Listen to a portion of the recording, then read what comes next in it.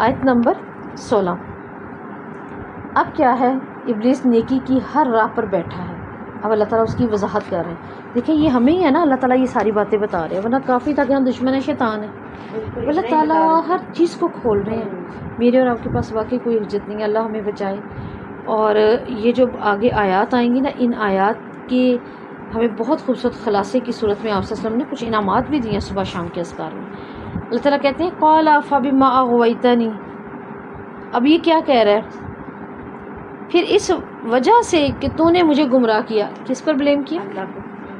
قصوروار. دیکھیں کس کو ٹھہرا دیا. پھر اپنی غلطی کو سامنے رکھتے ہوئے ہم نماز نہیں پڑھ رہے. نہیں میں نے نماز نہیں پڑھنی، اللہ چاہتا تو میں پڑھ ہی لیتی نا، میری بھی تو نیت تھی. اللہ چاہتا تو میں یہ کام کر ہی لیتا نا، نیت تو میری تھی، دل تو اللہ کے ہاتھ میں. تو پھر اللہ کو تو پتہ ہے. تو یہ ساری بلیم کیوں؟ تو یہ کہتا ہے اپنے تکبر خود پسندی کو چھپا لیا اور الزام کس پر لگا دیا؟ اللہ نے مجھے گمراہ کر دیا. آج ہم اپنے اندر کی بات کو تو چھپا لیتے ہیں اور بات اللہ پہ رکھ دیتے ہیں. ہاں کہتا ہے لَأَقْعُدَنَّ لَهُمْ صِرَاطَ الْمُسْتَقِيمَ. یقیناً میں ان کے لیے آپ کے سیدھے راستے میں ضرور بیٹھوں گا، یعنی توحید کے راستے میں، قرآن کے راستے میں، علم نافع کے راستے میں، عمل صالحہ کے راستے میں، عذاب سے بچنے کے راستے میں. دن رات تیرے سامنے گڑ گڑانے کے راستوں میں آؤں گا. ہر وہ کام جو چل کر جس کا تو نے اجر دین کے اوپر رکھا ہے، میں اس راستے میں آؤں گا، اسلام کے راستوں میں بیٹھوں گا، نیکی کے ہر لگام کو پکڑ کر ان کو روکنے کی کوشش کروں گا. اب اس کو یہ علم بھی ہے صراط مستقیم. لیں ایک اور بات، اس کو یہ بھی پتہ ہے صراط مستقیم، اس کو یہ بھی معلوم ہے. ابھی تو آدم ہی پیدا ہوئے ہیں، اللہ نے بنائے ہیں، ہے نا. جبکہ ہم کیا کہتے ہیں اہدنا الصراط المستقیم، اور اس کا بدل ہمیں کس صورت میں جا کے ملتا ہے آگے سورہ نساء میں، ہے نا. اطیع اللہ و اطیع رسول، اطاعت کرو اللہ اور اس کے رسول کی. ٹھیک ہے. انعم اللہ، انعام کیا اللہ نے ان پر، کن پر؟ النبیین، صدیقین، ٹھیک ہے، صالحین، شہداء، ابرار، یہ سارے آگے لسٹ میں. اولئک، ٹھیک ہے. اللہ تو کہہ رہے ہیں بہت پیارے یہ رفیق دوست ہیں.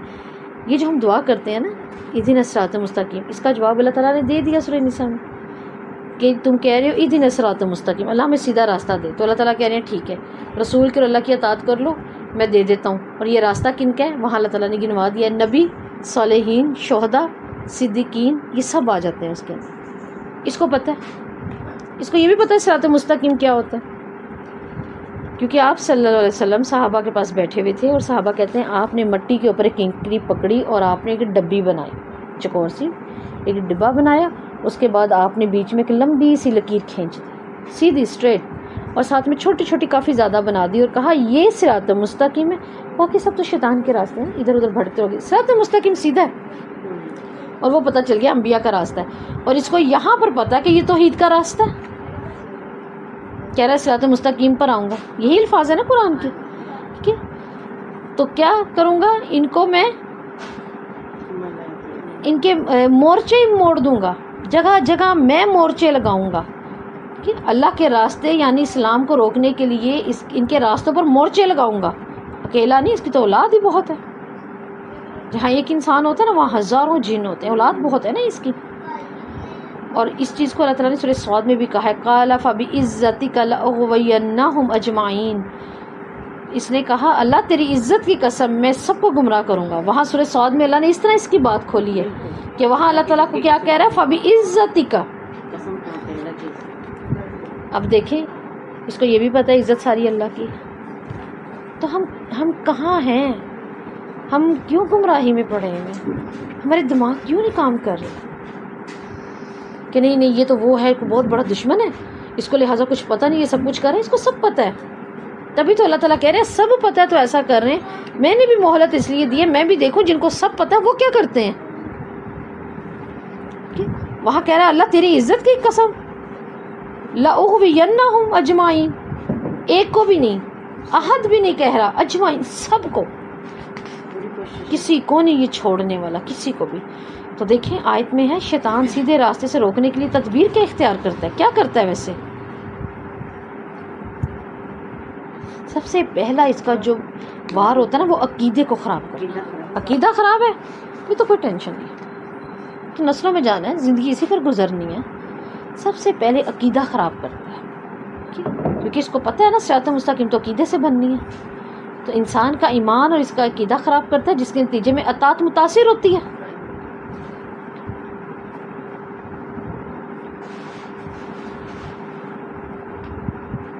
صبرہ بن ابی فقیہ رضی اللہ بیان کرتے ہیں، میں نے آپ صلی اللہ علیہ وسلم کو یہ بیان کرتے ہوئے سنا، بلا شبہ شیطان ابن آدم کے لیے اللہ تعالیٰ کے راستوں پر بیٹھ گیا ہے.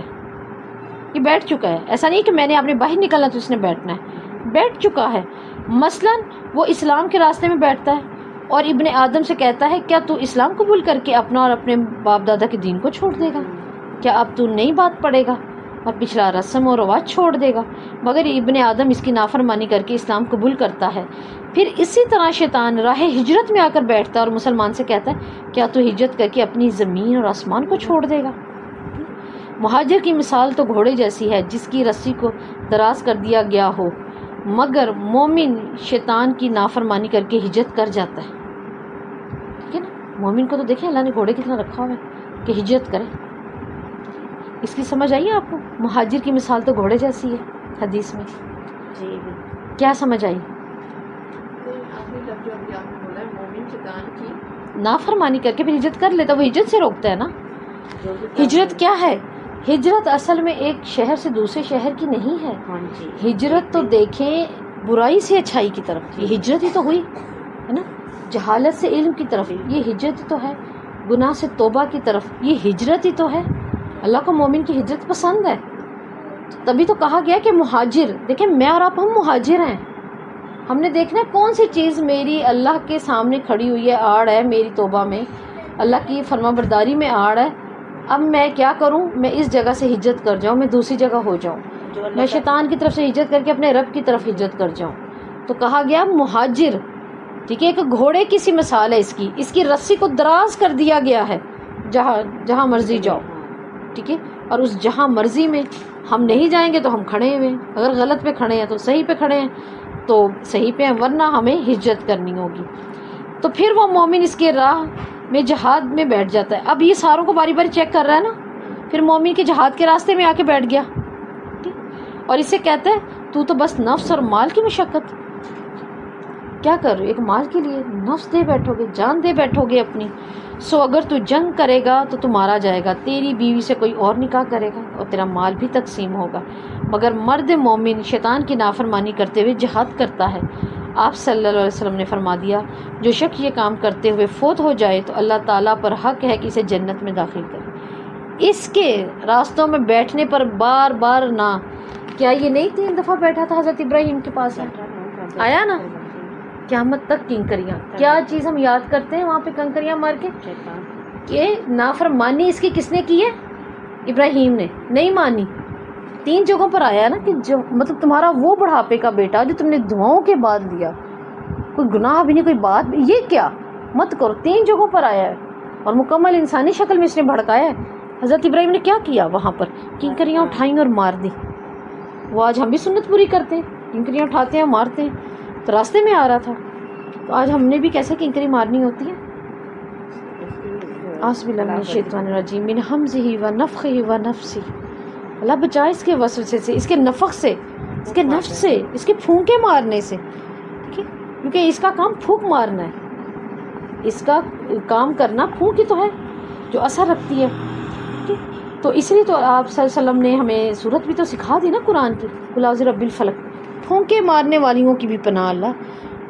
اصل میں یہ اس وقت جس وقت آپ صلی اللہ علیہ وسلم پر جادو ہوا تھا نا، تو وہ جو اسیم ولید جو بھی نام تھا ان کا، یہودی کا، جس نے آپ صلی اللہ علیہ وسلم پر کیا تھا، تو اس کی بیٹیاں بھی نا جادو کی ماہر تھیں. اس کی 3-4 بیٹیاں تھیں شاید، کچھ اس طرح آتا ہے. تو انہوں نے آپ صلی اللہ علیہ وسلم کے بالوں کے اوپر پھونکے ماری تھی نا، پڑھ کے، اور پھر اس نے پتلا بنایا تھا اور سوئیاں چبھوئی تھیں، تو وہ پھونکے مارتی تھی. تو اس نے کہا پھونکو مارنے والیوں پر. تو وہ آج سب کچھ ہو سکتا ہے. کوئی انسان نے بھی ہم پہ پھونک مار دو تو جننیاں کم ہیں. اللہ خوبصی والا خبائث، خوبصی خبیث جننیوں سے بھی اللہ بچائے. اس کا تو اندر جننیاں بھی ہیں. ٹھیک ہے، ہماری فیمیل، ہماری کرین فیمیل ہے، وہ نہیں ہے، وہ بھی ہے. ٹھیک ہے، تو کیا کہ اللہ تعالیٰ کہتے ہیں کہ اس طرح سے پھر اللہ اس کو جنت میں بھیج دیتے ہیں، یا اگر شہید ہو جائے تو اللہ پر یہ حق ہے کہ وہ اسے جنت میں داخل کرے، اگر غرق ہو جائے، ڈوب گیا، تو اللہ پر حق ہے کہ اس کو جنت میں بھیج دے، اور اگر اس کی سواری اس کو گرا دے اور وہ فوت ہو جائے تو اللہ پر حق ہے کہ اس کو داخل کرے۔ دیکھیں جس راستے میں آیا ہے اور جس راستے پر اس نے اس کی نافرمانی کی اور وہ کام کر لیا، اسی میں ہی مرا، تو دیکھیں یہ جنت میں ہے۔ کہ پھر آپ صلی اللہ علیہ وسلم نے فرمایا جب نماز کے لیے اذان دی جاتی ہے تو شیطان اپنی پیٹھ پھیر کر بھاگتا ہے، جب اذان ختم ہوتی ہے تو واپس آ جاتا ہے۔ تبھی کہا جاتا ہے نا گھر پہ مسئلے ہیں، مسائل ہیں، جھگڑے ہوتے ہیں، آپ کو ڈر محسوس ہوتا ہے، بچے بہت نافرمانی کی صورت میں آئے ہوئے ہیں، بیماری بڑھ گئی ہے، تو پھر کہا جاتا ہے اذان دیں زیادہ سے زیادہ گھر پر، ٹھیک ہے؟ مرد اپنی اونچی آواز میں دیں، اپنی جیسے دی جاتی ہے، اور اگر عورتیں خود دینا چاہیں تو جیسے ہم باتیں کر رہے ہیں، اللہ اکبر اللہ اکبر لا الہ الا اللہ، بیٹھے ہوئے ہر جگہ پر کمرے میں دیتے رہے، ورنہ اس سے بھی آسان ہے کہ اب تو آپ اپنے اسپیکر میں، اپنے مائک پر جب شریک دم لگاتے ہیں تو ظاہر سی بات ہے اس میں اذان بھی ہوتی ہے، سارا کچھ، یا اذان ہی خوبصورت کوئی گھر پر چلا دے، بچے بھی سنتے رہیں گے، کیونکہ یہ بھاگتے ہیں، وہاں شیاطین نہیں رہتے جہاں اذان ہوتی ہے، آ جاتا ہے واپس، لیکن اذان جب ہوتی رہے گی نا مسلسل، تو ہم لوگ کو چاہیے کہ ہم اپنے گھروں میں نا بیلز بھی لگا دیں، اذان والی نا بیل، پھر یہ ہوتا ہے کہ بیل ہوتی ہے اس کا کہ یہاں پر جیسے آپ سے نے فرمایا کہ یہ بھاگ جاتا ہے اذان کو دیتے ہی، پھر جب تکبیر ہونے لگتی ہے تو بھاگ کھڑا ہوتا ہے، اور جب تکبیر ختم ہوتی ہے پھر آ جاتا ہے، اور آدمی کے دل میں پھر کیا کرتا ہے، وسواس ڈالنا شروع کر دیتا ہے، فلاں بات یاد کرو، فلاں بات یاد کرو، اس کا نتیجہ دیکھا، ہم کہتے ہیں نماز پڑھنے لگتے ہیں نا، ہم تو کہتے ہیں ذہن میں کیا آتا ہے، اتنا اتنا اتنا اس کا کیا، دیکھو اینڈ پہ اس نے کیا کیا، دماغ ہمارے کہاں کام بیچارے پہنچ جاتے ہیں، تو پھر انسان کہتا ہے میں نے 3 رکعت پڑھی ہے یا 4 رکعت، یہ صحیح بخاری کی حدیث ہے، جب نہیں یاد رہتا تو پھر اللہ تعالیٰ نے انعام کے طور پہ سجدہ سہو دے دیا، کی تو اسی کے لیے تنگی اور تکلیف، لیکن کس قدر کر دیتا ہے، اور یہی وجہ ہے جب ہمیں بہت زیادہ بھولنے لگتا ہے نا کہ ہم جب نماز میں کھڑے ہوتے ہیں رکعتوں کا یا باتیں یاد آنا، تو دیکھیں اس کے لیے سب سے بہترین دعائیں چلتے پھرتے پڑھتے رہا کریں، اعوذ باللہ من الشیطان الرجیم من حمزی ونفخی ونفسی، اور یہی دعا آپ صلی اللہ علیہ وسلم نے سبحانک اللہم کے بعد فاتحہ کو پڑھنے سے پہلے پڑھی ہے نماز کے اندر، کیونکہ اس نے آنا ہے اور ذہن ادھر ادھر بھٹکنا ہے۔ پھر اللہ تعالیٰ کیا کہہ رہے ہیں کہ شیطان چاروں طرف سے انسان کو گھیرے ہوئے ہے، چاروں طرف سے گھیرے ہوئے، کیسے؟ ثم، پھر کیا کہتا ہے اللہ تعالیٰ کو، لآتینہم من بین ایدیہم ومن خلفہم، شیطان کو جب یہ علم ہو گیا نا انسان کمزور ہے، علم ہو گیا اس کو، یہ تو کمزور ہے، تو اس نے انسان پر حملہ آور ہونے کے لیے اجازت مانگی اور وعدہ کیا کہ میں کہاں سے آؤں گا، پیچھے سے، آگے سے، دائیں سے، ایمانہم وعن شمالہم، دائیں سے بھی آؤں گا، بائیں سے بھی آؤں گا، ولا تجد اکثرہم شاکرین، تو اللہ ان کو نہیں پائے گا اکثر کو شاکر، جب اتنے حملے کروں گا پھر تو یہ بچیں گے نہیں۔ اور آپ صلی اللہ علیہ وسلم نے اس آیت کو سامنے رکھتے ہوئے ہمیں ایک دعا سکھا دی کہ جو اس کو پڑھے گا وہ مکمل اس کے ہر راستے سے بری ہو گیا اور محفوظ ہو گیا۔ اللہم انی اسألک العفو والعافیۃ فی الدنیا والآخرہ، اللہم انی اسألک، اللہم استر عوراتی وآمن روآتی وعن یمینی وعن شمالی وعن فوقی، عظمت کی مکمل دعا صبح شام کے اذکار میں، اس کو صبح بھی پڑھا کریں، اس کو یاد سے شام کو بھی پڑھا کریں، کیونکہ وہاں بھی کیا ہے، اللہ تعالیٰ مجھے اس کے میرے پاس آنے سے اور اس کا مجھے عذاب دینے سے، مجھے تنگ کرنے سے بچا، اس کے دائیں آنے سے بھی، بائیں آنے سے بھی، اوپر آنے سے بھی، نیچے آنے سے بھی، ٹھیک ہے، آگے آنے سے بھی، پیچھے آنے سے بھی، مجھے اس سے بچا۔ اس دعا کو پڑھا کریں، صبح شام کے اذکار میں ہے، اللہم انی اسألک العفو والعافیۃ فی الدنیا، اللہم انی اسألک العفو والعافیۃ فی دینی و دنیای و اہلی و مالی، اللہم استر عوراتی و آمن روآتی، اللہم احفظنی، اللہ میری حفاظت فرما، من بین یدی، میرے سامنے سے، ومن خلفی، اور میرے پیچھے سے، وعن یمینی، اور میرے دائیں سے، وعن شمالی، اور میرے بائیں سے، ومن فوقی، اور میرے اوپر سے بھی، واعوذ بعظمتک ان اغتال من تحتی، اور اللہ تعالیٰ میں یہ بھی پناہ مانگتی ہوں ٹھیک ہے کہ نہ دیکھتے ہوئے اچانک کوئی عذاب مجھ پر آ جائے۔ تو یہ اس دعا کو پڑھا کریں صبح شام، ٹھیک ہے۔ تو اللہ رب العزت کیا سورہ فاتر میں بھی اس کی ایک اور بات بتا رہے ہیں، یقیناً تمہارا دشمن ہے تو تم اس کو دشمن بنا لو، ٹھیک ہے، فَاتَّخِذُوهُ عَدُوًّا، تم بھی اس کو دشمن بنا لو، کہ تاکہ ہم اپنے دشمن سے مقابلہ کرنے کے لیے تیار رہیں. اللہ تبھی تو کہہ رہے ہیں تم بھی تو دشمن بنا لو. تو ایسا نہیں ہے کہ یہ ہم سے طاقتور ہے، یہ ہم سے کمزور ہے. کیسے کمزور ہے؟ کیونکہ یہ کلام کے آگے کمزور ہے. اگر یہ طاقتور ہوتے تو فرید نے کہا تھا حضرت سلیمان کو آپ کی مجلس برخاست ہونے سے پہلے لے آتا ہوں. اور مجلس لگتی تھی، صبح لگتی تھی اور ظہر کے وقت پھر ختم ہو جاتی تھی. اس کے بعد پھر جنگی مہموں پہ نکلنا ہوتا تھا، اڑنا ہوتا تھا، چیک کرنا ہوتا تھا سب. ٹھیک ہے. اب کیا ہے کہ یہ کہہ رہا ہے کہ میں لے آؤں گا. اب پاس ہی ایک اہل علم بیٹھا تھا جس کے پاس اس وقت کتاب کا علم تھا. اس نے کیا کہا؟ میں پلک جھپکتے، کتنی دیر لگے گی میری اور آپ کی، یہ پلک جھپکنے میں کتنا ٹائم لگے گا، اتنے میں لے آؤں گا. تو پھر علم ہے بھی کون ہوا؟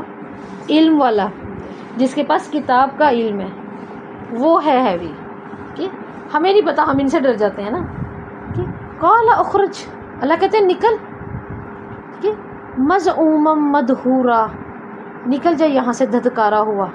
اب اللہ نے اس کو دیکھے کیسے نام دیے ہیں دو، کہ یہاں سے نکل جا مذعوما، ہاں مذمت کے ساتھ، کہ مدحورا دھتکارا ہوا، مردود ہر بھلائی اور خیر سے باہر نکلا ہوا. کہ یقیناً لمن تبعک منہم، اور یقیناً جو تیری پیروی کریں گے میں کیا کروں گا، لأملأن جہنم منکم اجمعین، پھر میں اسے بھی جہنم میں تیرے ساتھ ہی بھروں گا. اب یہ اللہ تعالیٰ نے ہمیں ایک ڈرا دیا، ایک بات بتا دی کہ اس سے بچنا پڑے گا. اس کے ساتھ ہی بنے تو اللہ نے کہا میں اسی کے ساتھ ہی بھروں گا.